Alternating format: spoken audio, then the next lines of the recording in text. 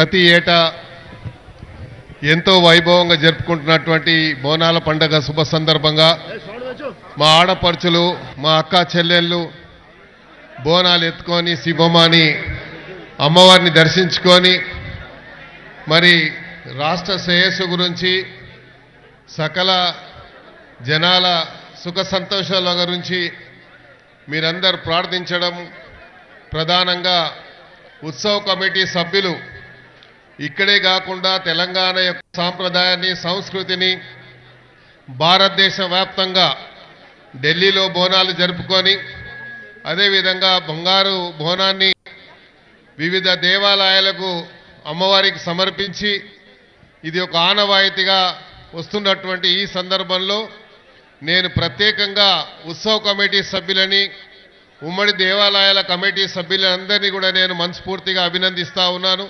ప్రత్యేకంగా రాష్ట్ర ప్రభుత్వ పరంగా మేము రివ్యూ మీటింగ్స్ ఏర్పాటు చేసినప్పుడు వారు ఇచ్చినటువంటి సూచనల మేరకు మరి ఇక్కడ ఉన్నటువంటి అధికారులు ప్రత్యేకంగా పోలీస్ సిబ్బందిని నేను అభినందించదలుచుకున్నాను.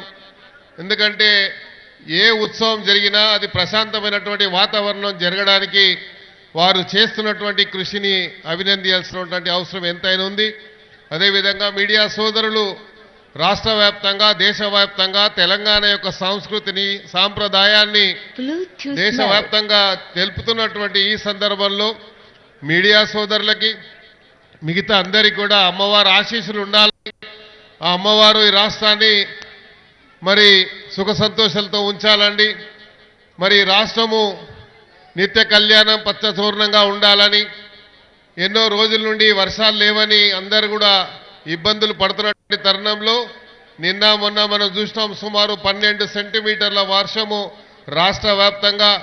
రైతులకు కూడా ఇది శుభసూచకమని కూడా ఈ సందర్భంగా తెలియజేసుకుంటూ ఈ రాష్ట్రము ఎప్పుడు ఎల్లవేళలా అన్ని రకాలుగా అభివృద్ధి చెందాలని అమ్మవారికి ఆశీస్సులు ఇవ్వాలని కోరుకుంటూ ఈ అవకాశం ఇచ్చి అమ్మవారి దర్శన భాగ్యాన్ని కల్పిస్తున్నటువంటి ఆలయ కమిటీ సభ్యులందరికీ పేరు పేరున ధన్యవాదాలు.